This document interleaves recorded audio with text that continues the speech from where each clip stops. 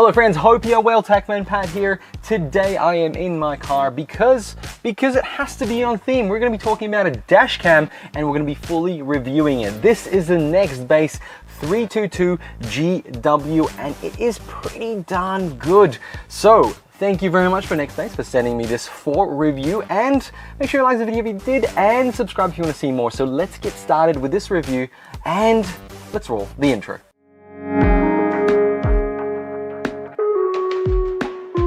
The Nextbase dashcam is unique in a few ways, but it also is pretty similar to any other dashcam. But I'm going to highlight the things that I really like about it and some of the features that it comes with.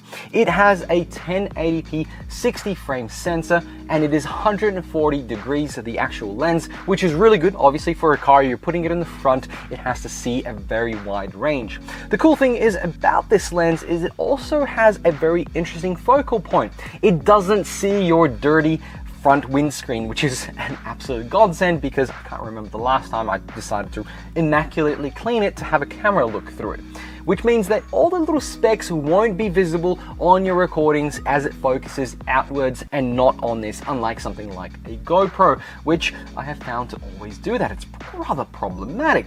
In this case, it has a set focal length of up front, but it does catch a lot of the actual things that are happening, because after all, what you want it to catch is potentially something that happens and the information of that said car, like the registration plate, maybe even the person that's doing something naughty, or if somebody is hitting your car while it's in park. This has a built-in battery that allows it to turn on during a moment where it is just parked, and of course there's no power going through the cable, and that means that if somebody bumps into your car during that time, it can actually achieve a bit of recording, and hence you'll know what happened in case something happens. You can also connect a back camera just in case something happens on the back, and also that means a lot more cables.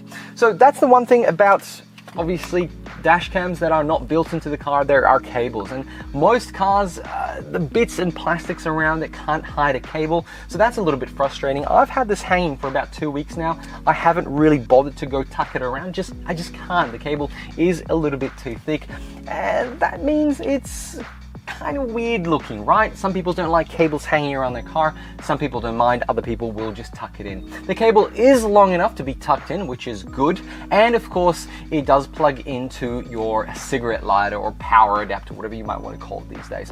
I will complain about one thing. This is a set-in power adapter. There is no option to remove this, so when you use this, you have to only use this unless you have an adapter, because you know some cars don't have a USB charger and I want to charge my phone, for example, when I'm driving, and this takes up the slot for it, which is a little bit frustrating. I think something Nextbase can change is have this as a USB adapter with two, and I can just plug it in straight away. Mounting is very easy. It comes with a suction cup and a sticker like the 3M sticker, which is the same one as GoPro uses, so it holds on very well. But I actually use a suction cup and it worked really, really well.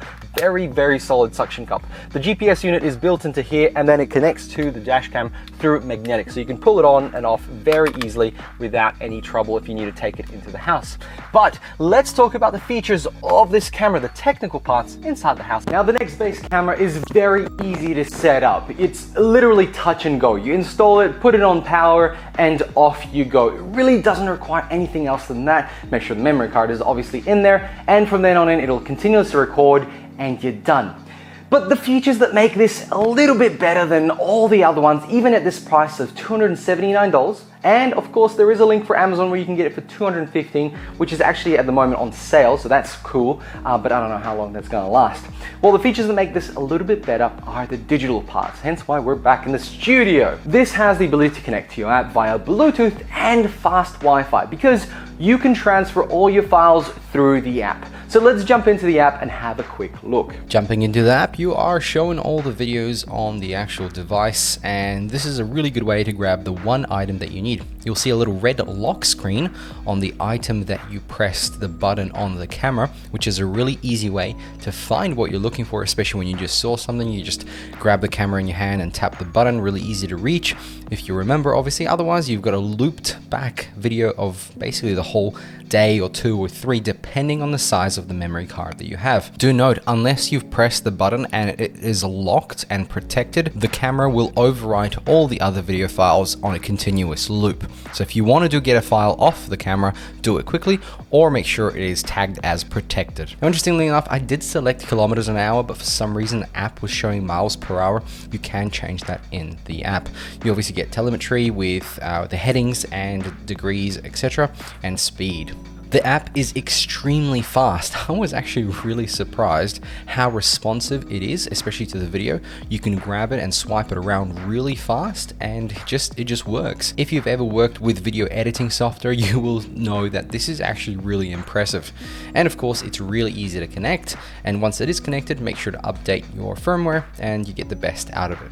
This is the mentioned emergency SOS system. It is free for the first year, but then you do have to pay. But that's okay. It is helpful for those people who drive often by themselves on long journeys, especially areas that might not have a lot of stops. In any case, when you're ready, select the video that you want to download. It'll start downloading it straight to your phone. The sizes aren't actually too big. They're a couple of 100 megs, so it's generally quick, but also it means it's fairly easy to upload somewhere else, especially via Google Drive or Dropbox. But remember, you won't be SMSing these videos. You can always take the memory card out, connect it to your computer, and drag it onto your desktop as quickly as we had just done here. The app is really easy to set up and it gives you a lot of features from telemetry, map, and of course, obviously the video itself with sound. Have a listen to this sound of me talking and what it might sound like. So I'm testing the audio to see how well it can pick up voices around the actual car. The one thing that you can actually do when you're driving and maybe somebody's done something or you're chasing them, like, you know, you shouldn't be chasing anyone, but let's say somebody just scraped you and has run off, so you speed up, they're not stopping, you're going behind them, and you want to be sure that you're capturing the actual information of the car so you can later take it to the police, whatever it might be. You might want to call out the actual license plate and say XYZ123, and that's really helpful generally when maybe there's sun in your eyes or sun inside the camera here and you can't quite see it. It's generally a really good practice to try and call it out. Now the cable is very long, but it is also thick, and Nextbase has thought about this. They do provide you a little tool to try and tuck in that cable. My suggestion is, because of these cars, not all of them have the same amount of space, is a cable that's a little bit thinner than this one here. I understand that it could get caught in the seat and cut, but I think tucking it in is a lot easier if it was a little bit thinner. But nonetheless, they do provide you the tools and understand that people don't want cables hanging around their dash when they are driving. Some notes about the GPS, because it does provide telemetry information about speed. So apart from the GPS being very, very exact, it also provides that speed, and that speed is also really good. Like, I remember looking at the video and going, actually, yeah, I had that locked in on cruise control at 70 on this road, and there it is, 71. It was very, very close. Now, I bet it could be varied, 1 up, 2 up, maybe like that, but I found it to be very, very exact. Now let's talk about the usability. After connecting the app itself is great, as you saw, but the touchscreen here is actually really good too. It is very, very smooth. You expect these little things to be kind of janky, but this one is really smooth. You press things and it actually does what you actually ask it to do, and that is a really good sign of good software design. The lens in itself is big enough, obviously, to capture a wide view with 140 degrees, but the color reproduction and actual capturing the video is really nice.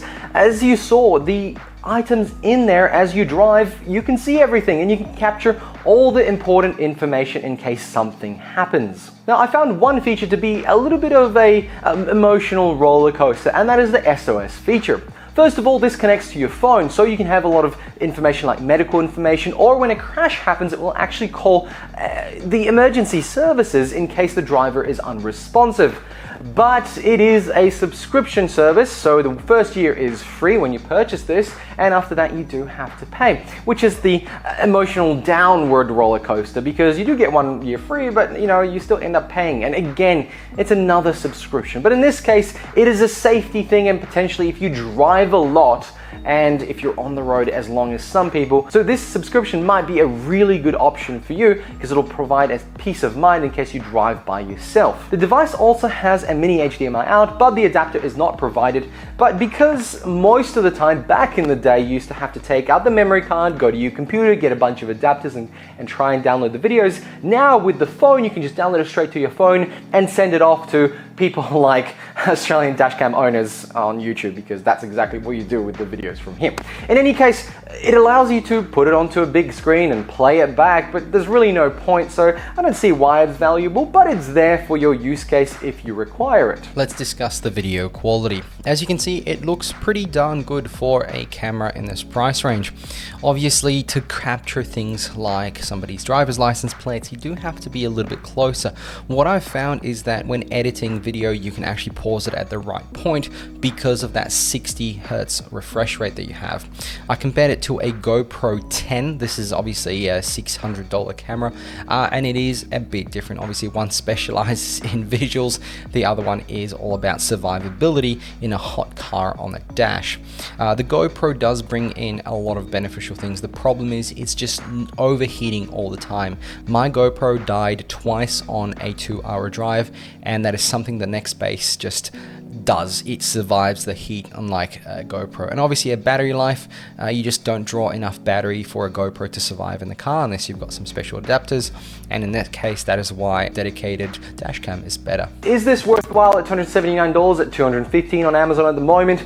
I think at $250 on average, let's say, this is a very good purchase. I can highly recommend it to a lot of people, and not because of all the grand features that it comes with, but because it's solid 1080p at 60 frames, and you definitely need 60 than 30 because you want to capture every frame, and as things move fast, the more frames you have, the more clearer frames you get, so 60 is perfect for this case. And of course, it is very easy to set up. There was no settings I actually needed to do apart from choose kilometers an hour and set the time to +8, for example, in Perth. And the one thing that I want to say is that it's very resistant to heat. I've had this over the summer months, and hence it got very hot in the car as it stood outside, and yet every time I turned in the car, this turned in, off it goes, and it's continually recording. So that's very impressive. Obviously, they've built this device knowing that it can get hot because it's on your dash, and it doesn't matter if it's cold outside, the sun will heat things up, and this is obviously colored black, so that doesn't help either, but it seems to be doing really well. Lots and lots of little holes for ventilation, it looks like it. So friends, thank you very much for watching. Big thanks to Nextbase for sending me this for review. Make sure you like this video, check out the links below, and subscribe if you want to see more content like this. Thanks for watching, and bye!